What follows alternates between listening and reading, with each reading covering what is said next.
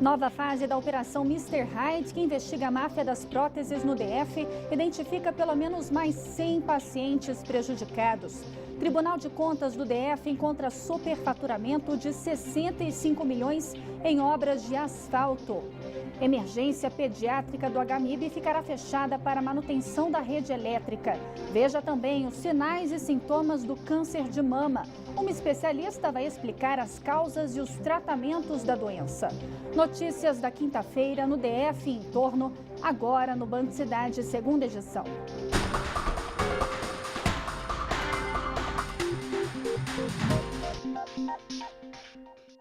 Olá, boa noite para você.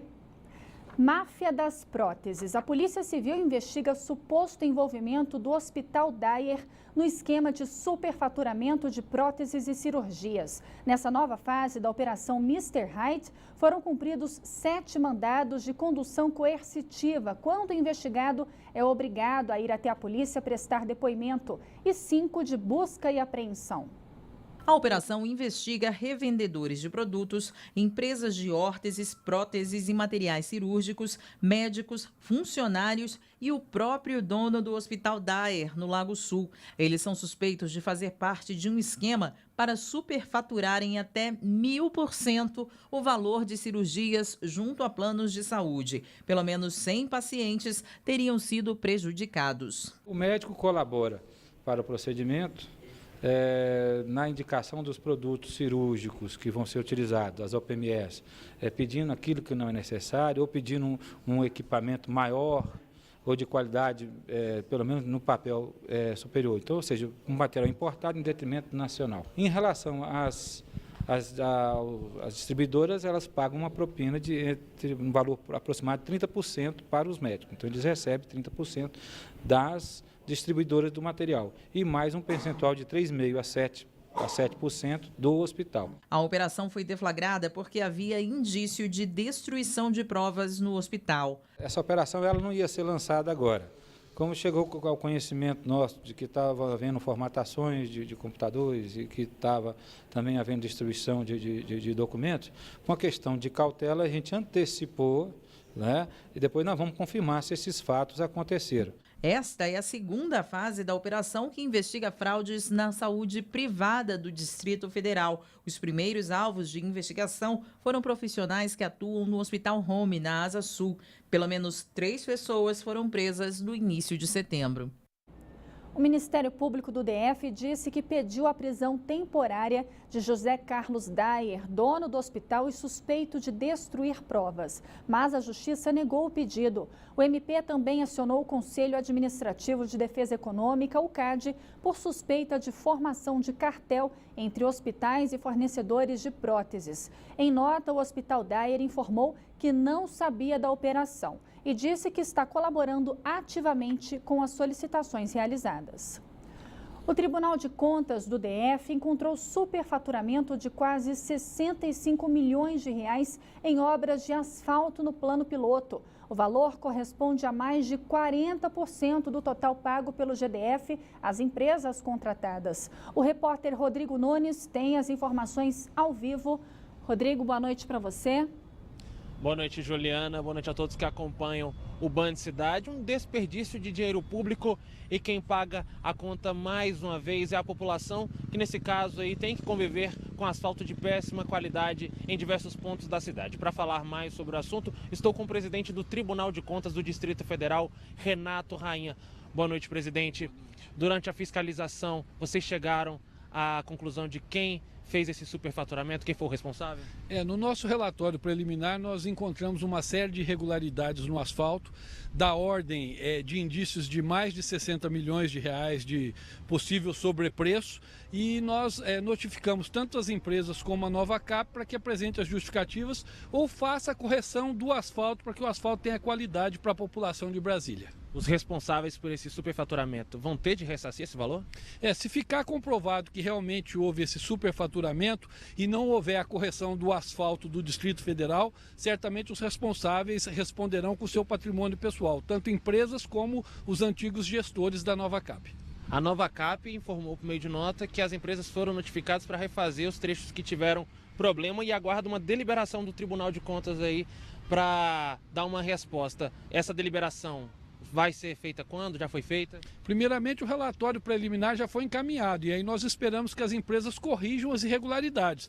E a partir daí nós vamos tomar a decisão se realmente foi corrigido e aí ficará tudo certo, ou se não foi, e aí nós vamos determinar a responsabilidade de quem fez um asfalto sem qualidade para Brasília. Outras obras do asfalto novo estão sendo investigadas? Todas as obras do asfalto novo e todas as obras de asfalto que serão feitas em Brasília serão acompanhadas pelo Tribunal de Contas, agora com seu laboratório próprio. Muito obrigado pelas informações, presidente. Voltamos ao estúdio com você, Juliana. Obrigada, Rodrigo, pelas informações. 7 agentes penitenciários foram punidos por negligência durante a fuga de 10 presos em fevereiro deste ano na Papuda. A Secretaria de Segurança Pública informou que os agentes vão trabalhar por até 14 dias sem receber os salários. Os detentos que fugiram cumpriam penas por homicídio, roubo e tráfico de drogas. 7 presos foram recapturados. 1 morreu e os outros 2 continuam foragidos.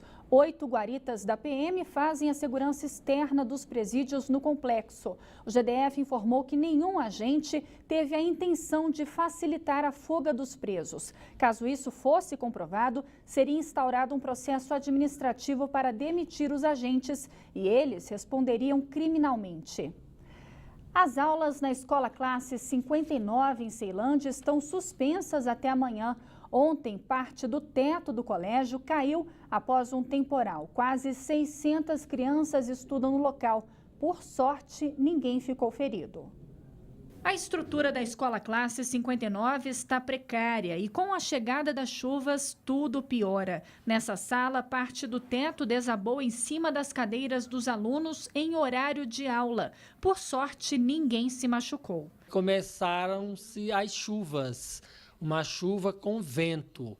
A professora, percebendo que estava havendo goteiras em cima do material das crianças, a professora achou por bem pedir que houvesse o remanejamento para que ele procurasse uma carteira mais distante dessas goteiras. Uma das placas, chamada claraboia, despencou do teto e caiu justamente na cadeira onde a criança se encontrava. Depois do acidente, a Defesa Civil esteve no local para vistoriar toda a escola. Além do piso irregular, estruturas de ferro ficam expostas, causando riscos às crianças. Poças d'água, goteiras e infiltrações estão por todos os lados. E o diretor lembra ainda de outros problemas da instituição. No início do ano tivemos a infestação de ratos. Em seguida, nós tivemos vazamento de gás por conta do encanamento ser muito antigo e constantemente nós estamos com problemas. A escola, na verdade, nem deveria estar funcionando. Em julho deste ano, uma decisão do Tribunal de Justiça do Distrito Federal proibiu as atividades na instituição. Além disso, foi determinada também a reconstrução de todas as instalações, que deveriam funcionar de maneira provisória, mas já existem há 27 anos.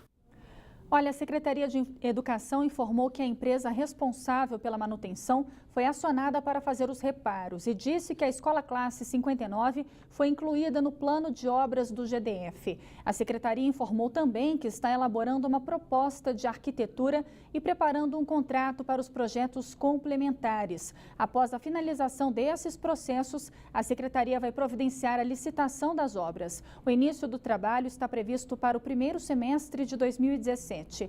O GDF disse ainda que vai encontrar um novo espaço para acomodar os 563 alunos. E nós aqui da Band, vamos ficar de olho. O segundo dia de operação de derrubada de barracos irregulares no condomínio Sol Nascente em Ceilândia foi tenso. Nesta quinta-feira, os moradores fizeram uma barricada e colocaram fogo em pneus para impedir a entrada dos servidores da AGFIS. Logo cedo, os moradores fizeram uma barreira com pneus, galhos de árvores e madeiras para impedir a passagem. Eles atearam fogo em tudo para protestar contra a derrubada de casas da área conhecida como Chácara do Padre, do condomínio Sol Nascente, em Ceilândia. Os trabalhos da AGFIS começaram ontem, Mas diferente de quarta-feira, hoje a população resistiu. A polícia militar precisou ser acionada. Houve confronto entre a corporação e os moradores e depois de alguns minutos de ânimos exaltados, a situação foi controlada. Os policiais responsáveis pela ação revelaram ainda que a operação da AGFIS não pode ser retomada nesta manhã. A expectativa agora é de que os trabalhos comecem na tarde desta quinta-feira. A AGFIS informou que a área foi invadida recentemente. Disse que durante os 2 dias de operação já foram recuperados 8.000 metros quadrados de área pública. O DF Trans identificou mais de 1.200 cadastros com fraude no passe livre estudantil. O repórter Rodrigo Nunes volta ao vivo com outras informações. Rodrigo, o GDF vai fazer um pente fino aí no benefício? Juliana, o pente fino já vem sendo feito aí pelo DF Trans. Os alunos desse suposto esquema de fraude alegavam ser estudantes da UNB, mas a instituição não os reconheceu como tal e nem matrícula eles possuem lá na UNB. Para falar sobre o assunto, estou com o diretor-geral do DF Trans, Léo Carlos Cruz. Boa noite. Esses alunos aí, se comprovada essa fraude, o que pode acontecer com eles? Bom, a gente não está tratando, boa noite a todos primeiro, nós não estamos tratando ainda como fraude, nós estamos tratando como inconsistência e vamos usar o prazo de 10 dias para que esses alunos expliquem ou justifiquem o motivo pelo qual eles não constam na base de alunos da UNB. Passados esses 10 dias e não apresentando a justificativa, as providências são a suspensão imediata do benefício e, comprovado algum tipo de fraude, vamos oferecer uma denúncia à Polícia Civil para que ela apure os responsáveis pela fraude. Existe a possibilidade deles terem de ressarcir esse valor gasto, né, do passe livre? Bom, depende da apuração, né? Comprovada a fraude, comprovado o dolo, né? O GDF vai adotar as medidas necessárias para ser ressarcidos os prejuízos causados por essa fraude. O DF Trans vem monitorando outras situações como essa? É importante salientar que isso é uma rotina que vai ser implementada a partir de agora. A UNB foi a primeira escola, instituição de ensino a nos fornecer a sua base de alunos. Mensalmente, como diz a legislação, as instituições de ensino têm que fornecer ao DF Trans a lista de frequência dos seus alunos ou se os alunos têm matrícula ativa nessa instituição. Foi o caso da UNB. Então isso é uma rotina que nós vamos implementar, já estamos implementando a partir de agora, para que a gestão do benefício do passe livre estudantil seja de fato concedido, o benefício seja de fato concedido a quem tem direito. Muito obrigado pelas informações. Voltamos ao estúdio mais uma vez com você, Juliana. Obrigada, Rodrigo. Boa noite para você. O reajuste salarial prometido aos servidores do GDF não deve sair do papel. Cláudio Humberto. Olha, é tão grave a situação financeira do GDF que está previsto para os próximos dias um anúncio que deve provocar uma greve sem precedentes nos serviços públicos do Distrito Federal, que já não são lá essas coisas. É que o GDF vai comunicar a impossibilidade total de pagar no fim do mês a parcela de um desses aumentos impagáveis previstos em acordos assinados pelo governo Agnello Queiroz. Essa parcela deveria ter sido paga em outubro do ano passado e foi adiada por um ano, mas não há dinheiro. O GDF quebrou e a queda na arrecadação, agravada pela crise, tornou o problema ainda mais difícil.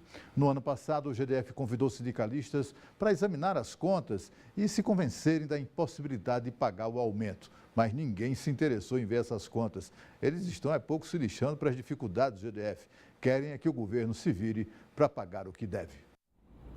Atenção, a emergência pediátrica do HMIB vai ficar temporariamente fechada para reparos na rede elétrica. A interdição acontece a partir desta segunda-feira e vai até domingo.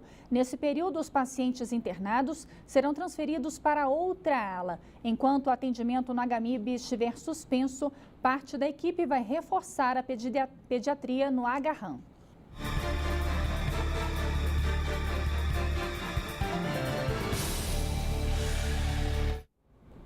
Outubro Rosa, o câncer de mama é a doença que mais mata mulheres no Brasil, cerca de 15 mil por ano, de acordo com a Sociedade Brasileira de Mastologia. Para falar sobre o assunto, o Band Cidade recebe aqui no estúdio a oncologista Daniele Assad. Doutora, boa noite para você, muito obrigada por sua participação aqui no Band Cidade. Vamos começar perguntando quais são os sinais de alerta do câncer de mama. O tumor chega a doer ou não? Então, é super importante a gente estar falando sobre o câncer de mama, como você mesma disse, que é o tumor mais prevalente nas mulheres. O Outubro Rosa, ele visa estimular o diagnóstico precoce, ou seja, das lesões que não são palpáveis ainda. Então, quando a gente fala de um sintoma, então a gente já falhou nesse diagnóstico precoce, né? Os sinais e sintomas, eles ocorrem quando a doença já está mais avançada, que no caso são as lesões, os nódulos, nodulações, às vezes na axila, alterações na pele. Não importa se é doloroso ou não. Apareceu alguma lesão na mama que não estava presente antes, você deve procurar assistência médica para poder fazer os exames adequados. Agora, doutora, muitas mulheres têm nódulos, né, benignos, só que se preocupam, né? Porque algumas têm várias, têm 3, 4. Quais são? É um dos fatores de risco? Quais são os fatores de risco do câncer de mama? Então, a gente sabe que pelo fato, né, de ser mulher, tem a questão dos hormônios, né? A mama é um órgão que responde muito ao hormônio, aos hormônios femininos. Então, é muito frequente as pessoas, mulheres saudáveis, apresentarem alterações benignas na mama. E isso não necessariamente vai evoluir para um câncer. O que importa é que a paciente ou a pessoa precisa ser avaliado por um médico especializado para avaliar as características tanto ao exame físico quanto nos exames radiológicos para ver se isso tem ou não tem alguma chance maior e que precise de alguma investigação, muitas vezes com biópsias. Agora, outro fator de risco pode ser genética? Quais são, em geral, esses fatores? Tá. Bom, cerca de 85% dos tumores, a gente não sabe muito bem por que eles aconteceram. São os ditos esporádicos. 10 a 15% são os hereditários, que estão relacionados às síndromes genéticas, como a gente sabe, alterações nos genes do BRCA1, do BRCA2, do gene PALB2. Mas 85% a gente não encontra o fator de risco. O principal fator de risco realmente é ser mulher por causa dos hormônios. O segundo fator de risco mais importante é a idade. A partir dos 50 anos, a incidência aumenta muito. E a gente sabe que alguns outros fatores de risco também têm alguma importância, como, por exemplo, as mulheres que não têm filhos, as mulheres que não amamentam, menopausa muito tardia, porque isso tudo está ligado à exposição da mama aos hormônios femininos. Já que você antecipou, como é que a amamentação pode prevenir, de certa forma, o câncer de mama? Quando a mulher está amamentando, ocorrem alterações hormonais, com a liberação de prolactina e outros hormônios que suspendem durante um tempo o estímulo da mama dos hormônios femininos. Como a gente sabe que os hormônios femininos eles estão ligados a fatores de crescimento, ocorre proliferação das células, como você tem uma pausa desse tempo, então a mama fica protegida num determinado momento. Então, os fatores que levam à diminuição dos estímulos hormonais na mama é que previne contra o câncer de mama. Doutora, aqui no DF, mais de 8 mil mulheres aguardam na fila para poder fazer uma mamografia pelo Sistema Único de Saúde. Esse é o único exame que pode detectar o câncer de mama ou elas podem fazer outros exames? Fica até esperar, né? Bom, isso realmente é uma situação super grave, né? O que a gente sabe, então, que o exame de mamografia, ele realmente revolucionou a história natural do câncer de mama. Foi implementado a partir da década de 60 e a grande vantagem é que ele consegue detectar lesões microscópicas, lesões antes de serem palpáveis, né? Infelizmente, esse é o principal exame, especialmente nas mulheres acima de 40 anos. Em alguns casos, a gente faz também ecografia, especialmente nas mulheres mais jovens, por causa das mamas densas. E, atualmente, a gente dispõe também de exames mais modernos, como tomossíntese e ressonância de mamas. Tá certo, doutora. Obrigada pela sua participação, pelos esclarecimentos. Quem passou pelo câncer de mama sabe bem que as marcas que o trauma pode deixar. E a tatuagem é uma alternativa para a mulher lidar com essas cicatrizes e resgatar a autoestima. Das mãos do tatuador vem a arte que supera a dor.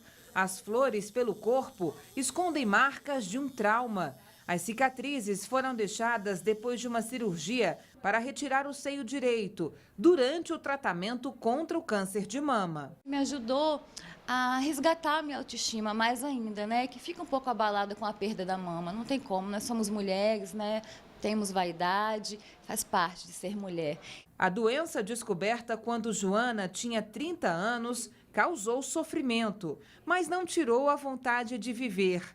O sorriso no rosto é a prova de que o pior já passou e a tatuagem veio como símbolo de esperança. É um recomeço de vida, é como deixar para trás todo o sofrimento, né, que eu tive durante o diagnóstico do câncer de mama, durante o tratamento, durante a perda do cabelo, né, todo aquele sofrimento ficou para trás, porque hoje em dia eu olho no espelho e vejo uma tatuagem linda. Dar vida, forma e cor aos desenhos é o trabalho de Rogério Paz.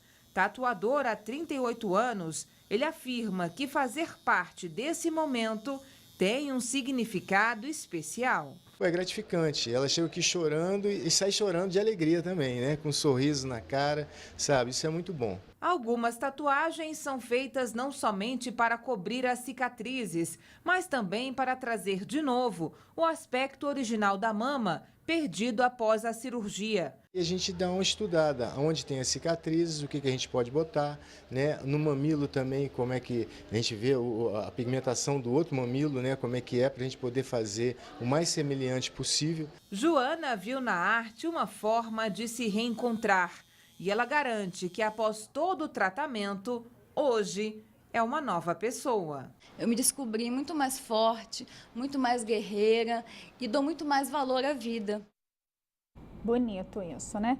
Veja a seguir, a área central de Brasília registra mais de 2.000 furtos a veículos somente este ano. É depois do intervalo, até já.